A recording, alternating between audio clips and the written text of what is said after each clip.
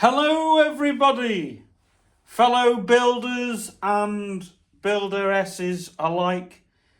This is Stephen Nightingale Ball doing a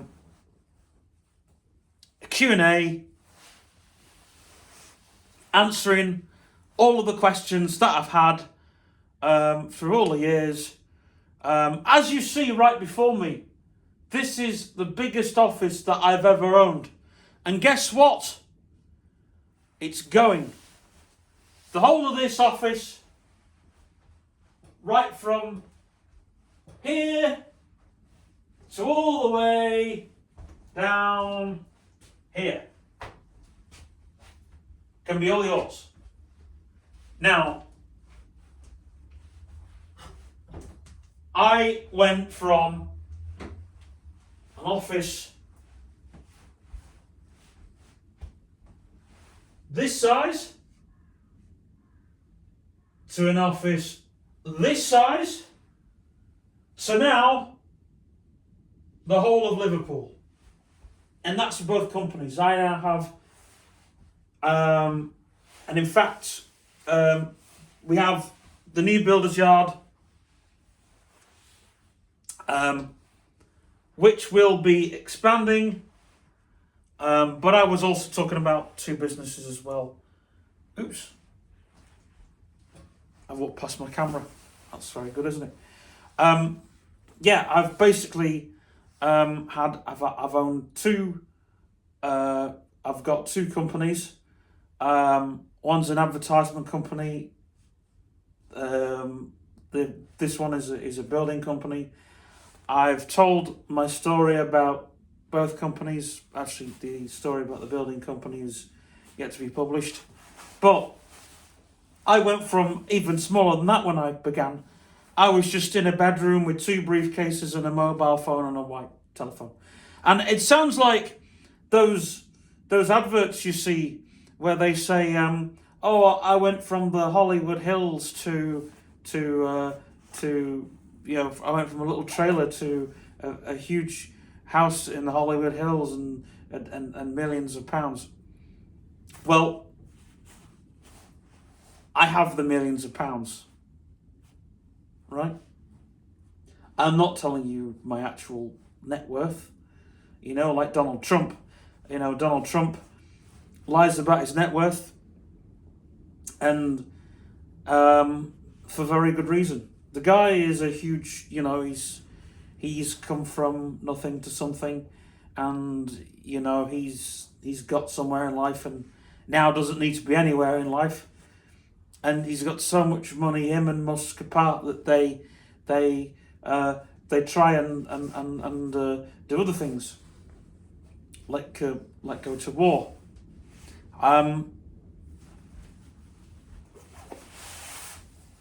But the thing is, in business, you've got to be ruthless. You've got to be ruthless. Okay, this office has been emptied now. I mean, me and my stepdad shared this space. We had tools and chairs, and it was an office and a workshop combined. But this office was originally built for Magic Silver Room. Because I had an office next door, but my next door neighbour was becoming a bit ill. I've told that story. And so this office was built. And also there was money in the air, and I wasn't as of a greedy bastard. That's the thing as well, you've got to be a greedy bastard. There are times in life where a greedy bastard will help you. Not saying be a greedy bastard, but in business, be a greedy bastard. Seriously, there is some advice that you must never take. That being one of them. Right? And I want to take this opportunity in this very venue, because this venue will be going in a few weeks. We're smashing that desk up. I've asked several people, do they want a desk? No. It's like when you give somebody an island and somebody says, "We don't want a fucking island. We want the whole universe." Sorry, I shouldn't be swearing too much, but Yeah, so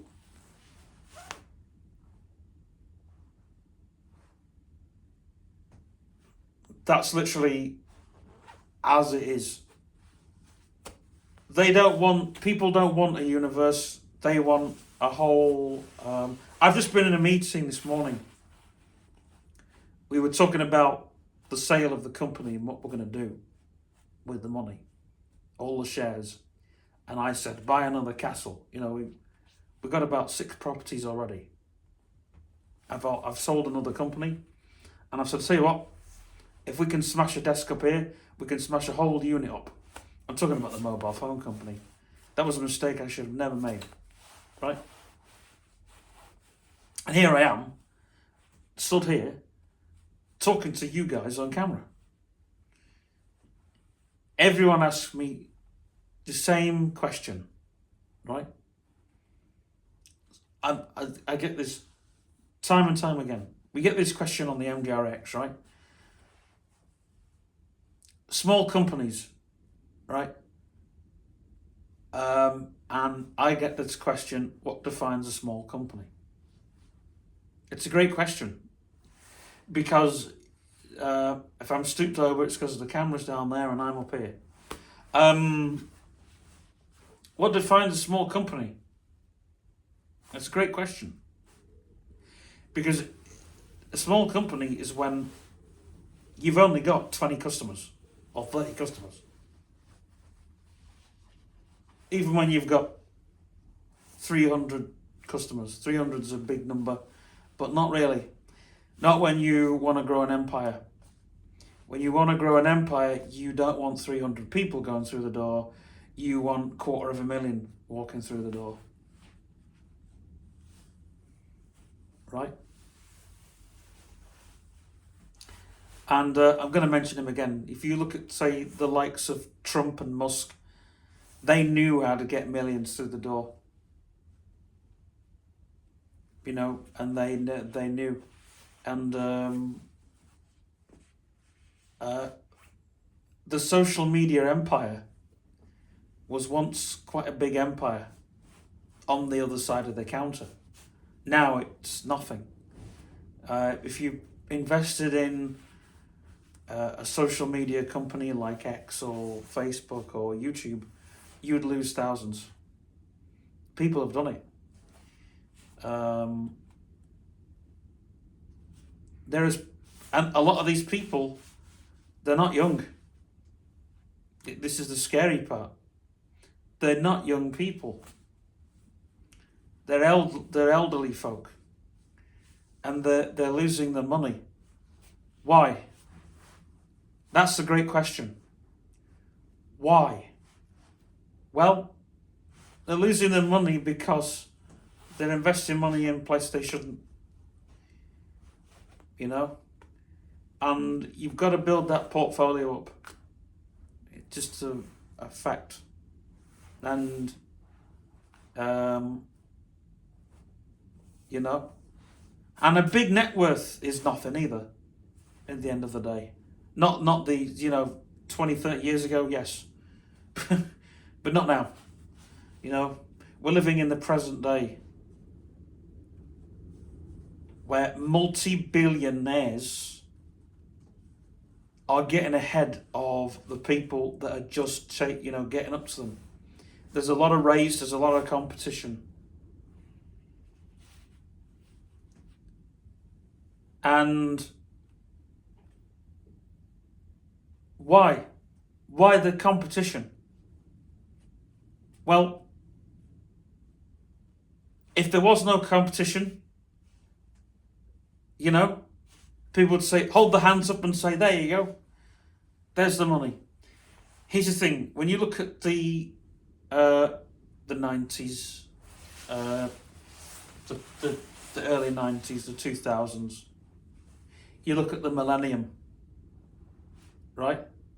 How many people, how many companies, small companies, that were only getting... Here's one. Here's one. When the internet started out, we're talking like the year 2000. So we are talking 30 years ago, when people just got the internet in their home. It was coming affordable. The millennium was allowing the internet to be affordable for everybody. Everybody would have this information, right? And people who'd started in the internet, people who had small websites that were getting 70, 80 people through the door, and these were companies that were they were retail websites. Retail. They were either retail websites or news outlets, because back then they were the things that people needed online, right? Amazon, which is now, it's got billions of customers worldwide. It's got billions of warehouses. It's got billions of pounds. It's not got millions, billions, right?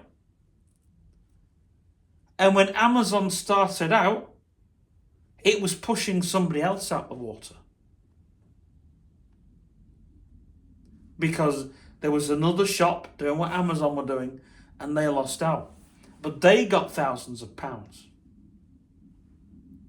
And the problem was, they merged with Amazon.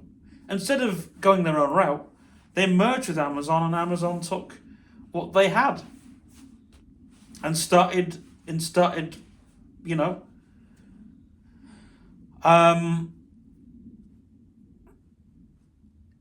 you look at all these little, these little companies.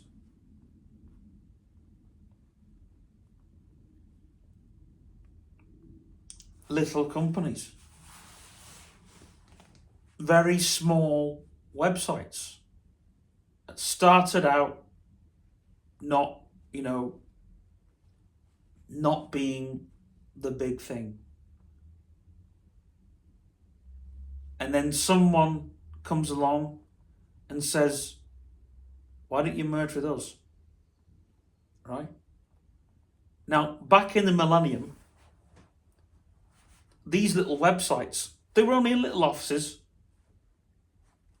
They were only little offices, little small, cooped up little offices. You can see pictures online of what they were. And they would get phone calls from people. Hey, could you put this on your website? Yeah, no problem. News websites were the ones that got the biggest traffic. But people were giving these people thousands of pounds. In the millennium, if you could fix the millennium bug, that was a big investment, because we knew that computers could, but the millennium bug was a massive selling point. They brainwashed people into thinking your computer will crash.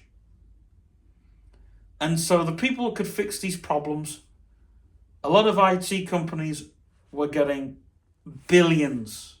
Again, billions. Software development companies, before they were, even the smallest developer sat in their bedrooms, were probably only getting a few, a few £100 a week to do a program.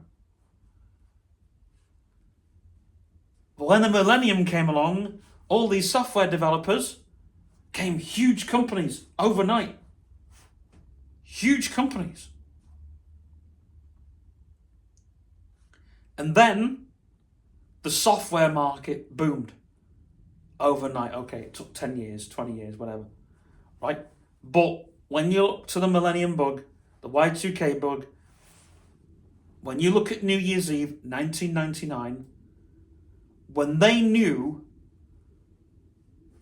that was like a massive payout.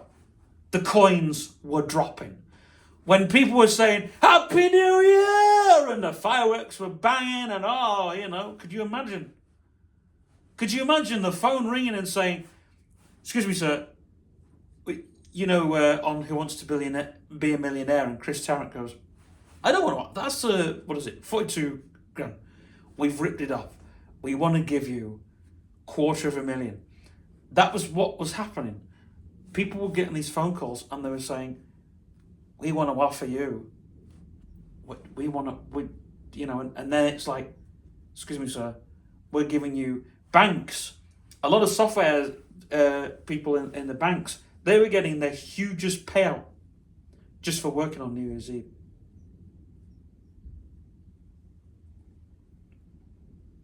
And that will never happen again.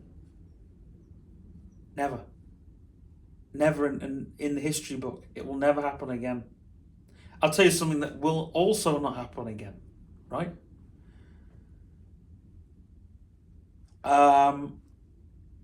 All these manufacturers that were moving with the times, or sold this whole thing of you must move with the times because technology is moving on, right? And all of a sudden, these people were also, because someone was coming to them and saying, here you go, here's a couple of grand overnight. Here's what, 3 or 4 grand overnight.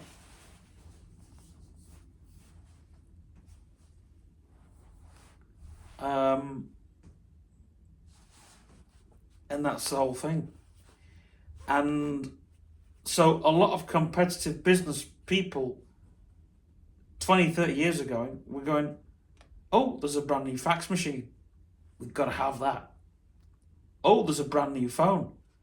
Mobile phones. I remember when the latest phone came out and it was a business model. So when you saw BlackBerries and iPhones, the businessmen were jumping in the air. Nowadays, I don't know what it is. Because we've got everything. We've got the best business phone we have. We have the best business phone. We have the office is right near our faces nowadays. So we need to stop looking at hardware and more on software and more on platforms. Facebook seems to be doing pretty well for us right now on both my companies, because Facebook is where all the advertisers are going. It's where all the buyers are going, and the consumer market is so fast. It's so fast now. People are going online and finding, right, okay, we can buy tools from this person. Where do we go? Back in the day, you had to find a number in a paper and ring it, or and email a person. And when we started using instant messaging and eBay, which was an experiment for us, we were one of the first to get a website up and running. Like now, we're probably next to last. But we're using social media. And people use social media now. And what they do is people go on social media, TikTok, YouTube, you name it, and they'll come and they'll watch videos like this, or they'll read a post or engage with a photo, and they'll comment and they'll like and they'll share and they'll tell their friends, and they'll share and share and share and share. And our customers, like you might have a customer in Ireland that wants to buy from you in England. And instead of flying all the way over to Ireland,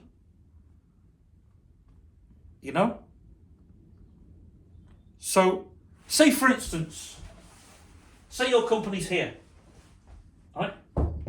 Say your company's here in England, and we've got a company over here in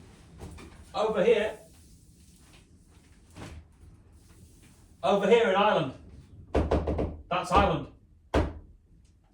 I need to take a picture of that. Right? So Ireland's over there. Right? You've got a company.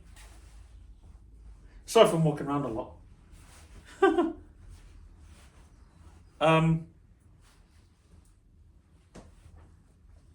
Say if you've got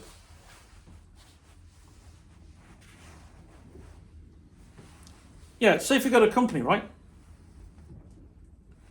Over in Ireland, right?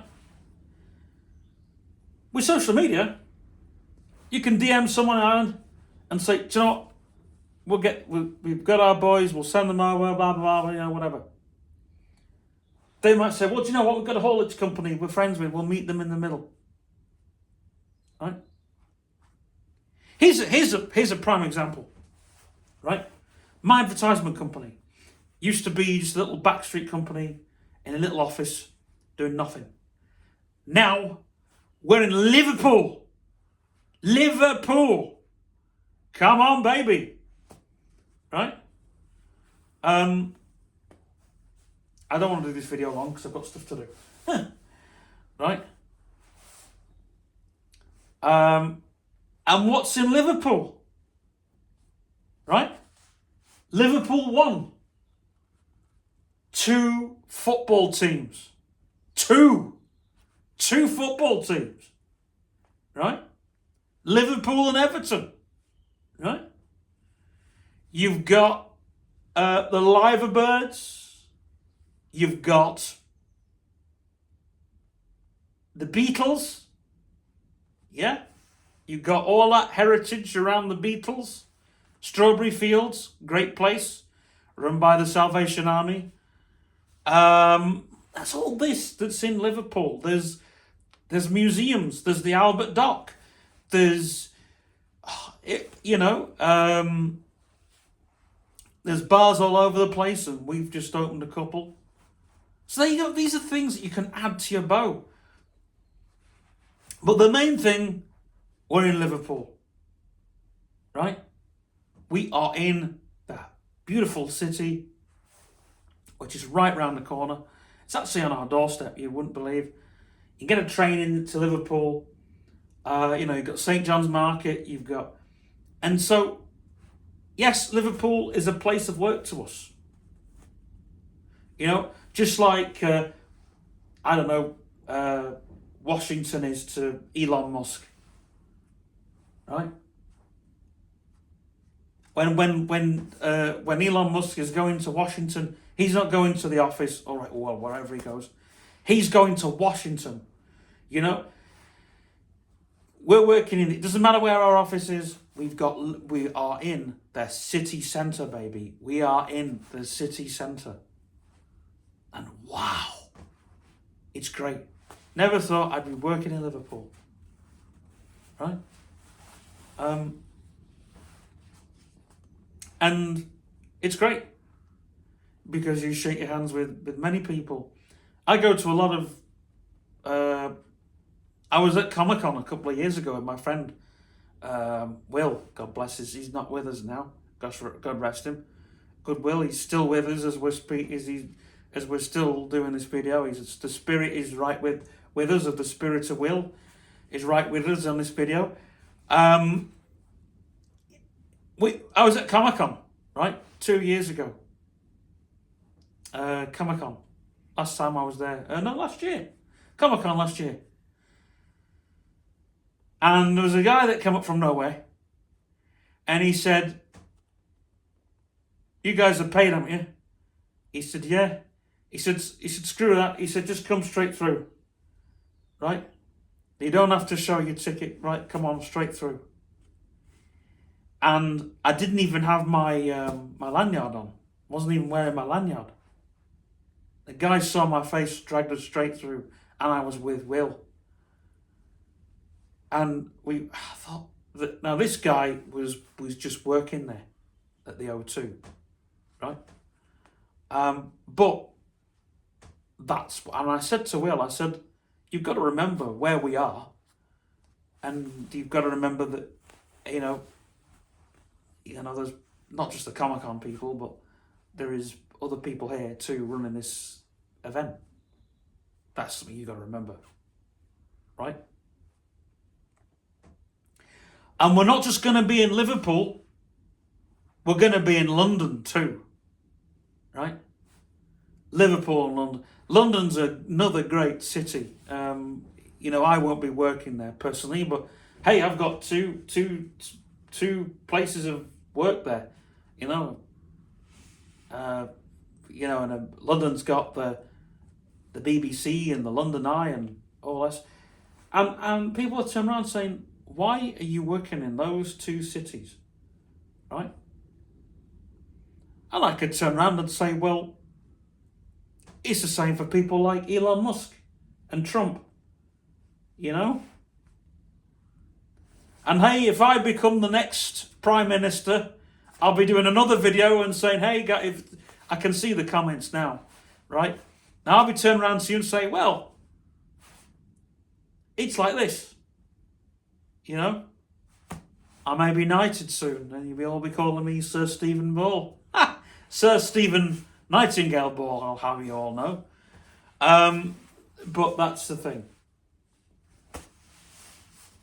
And I just thought, I wanted to do this because I wanted to show you this office was the second stage, the second wave of a chapter of many. And I always wanted to make this video. These past 2 years, I wanted to make this video stood here. And I was saying, oh, you won't know this time to make these videos. Well, yes, but not a video like this. Not a video coming from the heart. Because there will be a time when I won't be able to make videos like this. Because someone's going to buy this shed and they're going, wow, that was a wonderful office. Thank you very much. It was on a little secret island and the rest is history. A little secret garden. When we got this house, the Wilson said there's a little secret garden there. And the shed is right on it. And sometimes you've got to just get an island, build, and here's the thing, like, yes, we may be in an office in Liverpool, but we're in Liverpool. We're, you know, an advertisement company. We get people coming to us going, can you do this? Can you do that? And I was watching the Brit Awards this year, watching the Brit Awards. And one of the artists that we had at Sound City, she was pretty big. And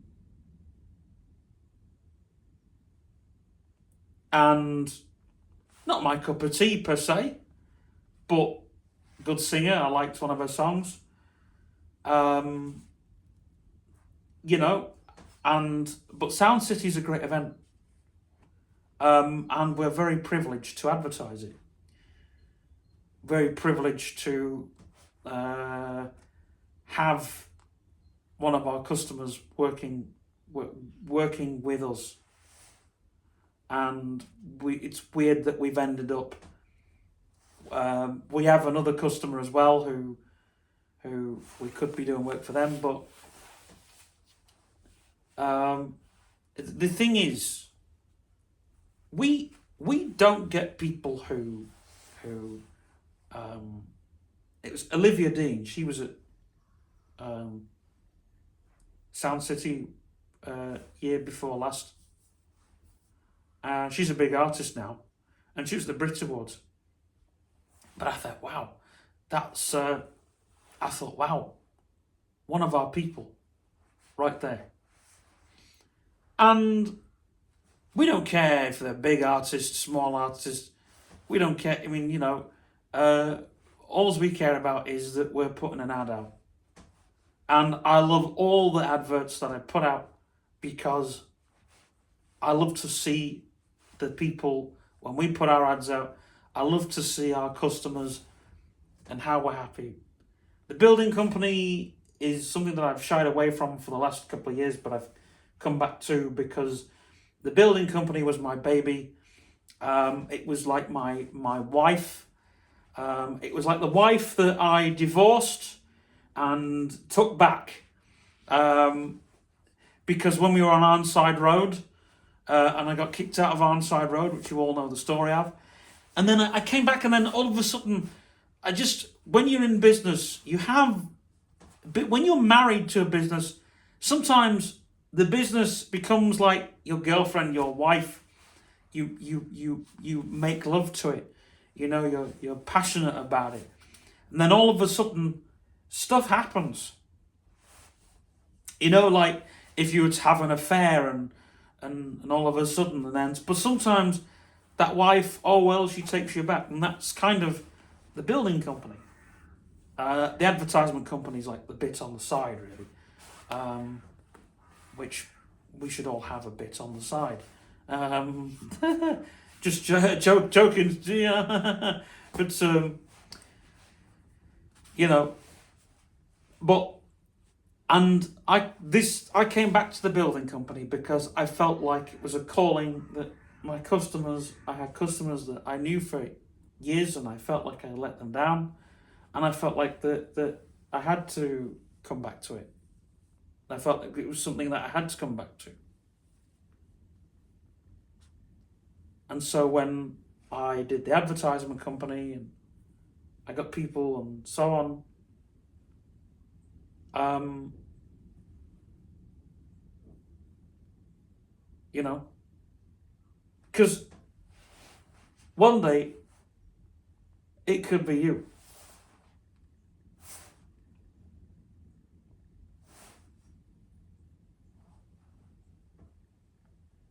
It could be you. You know, and I share a lot of experience.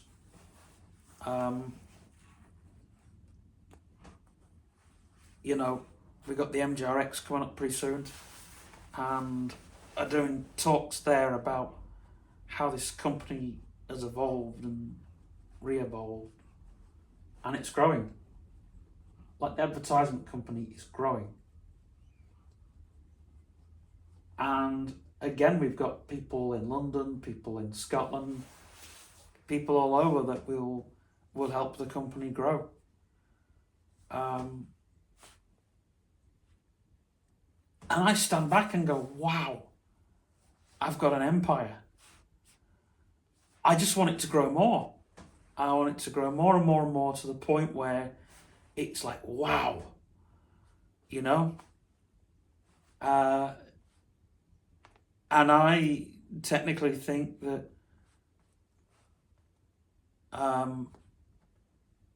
you know, because here's the thing, and I get people coming saying, do you still have the money to keep these businesses afloat?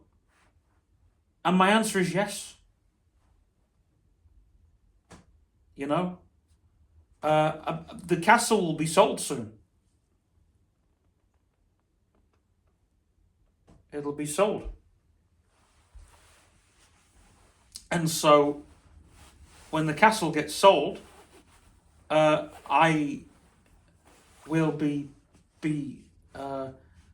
purchasing more, you know, more properties, so people can, you know, they've got that, you know, they've got that, whatever it may be. But I wouldn't personally buy another castle. I felt that was a massive mistake. Didn't know at the time, and sometimes mistakes can help you in the long run. But as long as you don't, you know, you can screw up once. That's fine. It's when you screw up again. I've screwed up many times in my personal life, but when you screw up in your work life, and people, like, you know, that's when decent people will walk away, because they don't, you know, they don't want to know. You know, you're just this screwball that screws up every time. Every time you screw up, no one's going to trust you. Unless you've got billions and billions of pounds. You know, if you haven't got billions of pounds, you're going to struggle. You're going to suffer immensely. Because, you know, I mean, like when we got the castle, we weren't thinking. It just wasn't. It just wasn't something that we thought about. You know. We thought, oh, if we get a castle, it's going to be a big jump. It's going to get us loads of work. We didn't have loads of work. We were suffering at that time. So when you've not got lots of work, what do? You find work.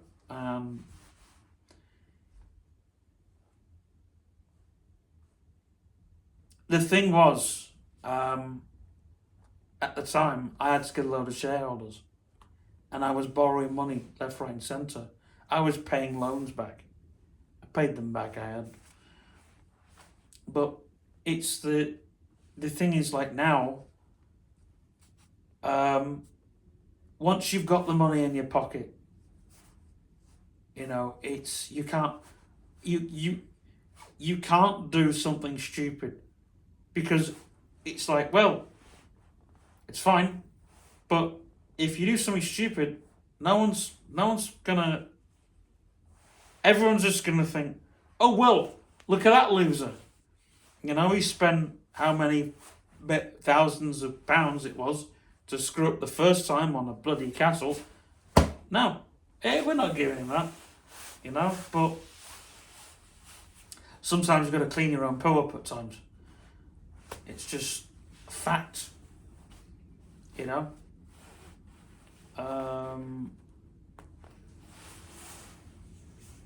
And the facts are, you know, the truth is really hard sometimes. I was saying in the meeting today, I was saying, listen, the money we get for the company is going to help my family out, because we don't need this, you know. We've got enough that it is, and there is enough money going to keep, you know, to pay for whatever. But sometimes, because I don't understand money, sometimes I let my heart rule my head, you know, and it's a bit like anything. So I got good people, a great support. But the question I get asked by a lot of the time by a lot of people is,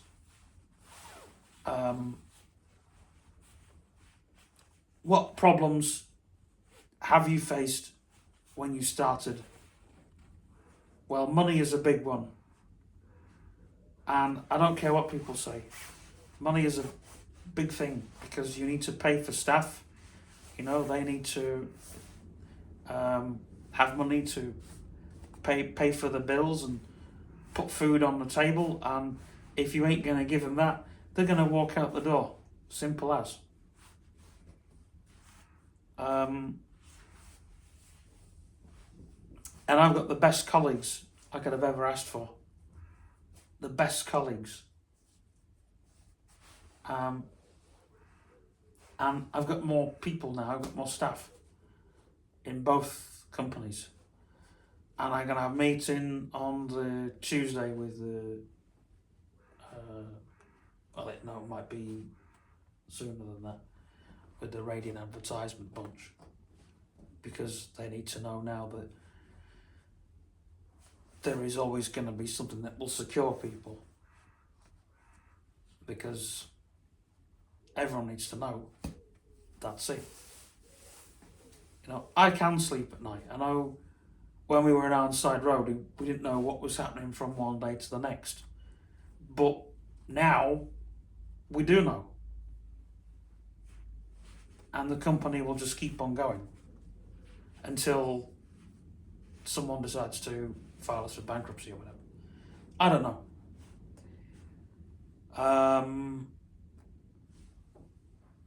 And yeah, I'll give it up someday, but until that day comes, I'm going to carry on. You know?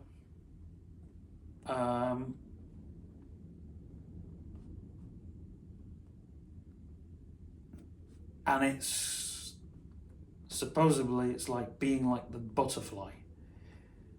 But yeah. And I've got courses for people who want them, and I've got strategies, and I've been speaking to a lot of you on how we're improving. There's always room for that. You never stop improving, you never stop evolving, you never stop progressing, and you never stop spreading your wings. Because the butterfly just carries on evolving. That's my talk for today. And if you have any more questions on my pretend businesses and my pretend empire and how I've grown it, Nair-Belti. I have questions that I'll do another answer session. But for now, goodbye and farewell.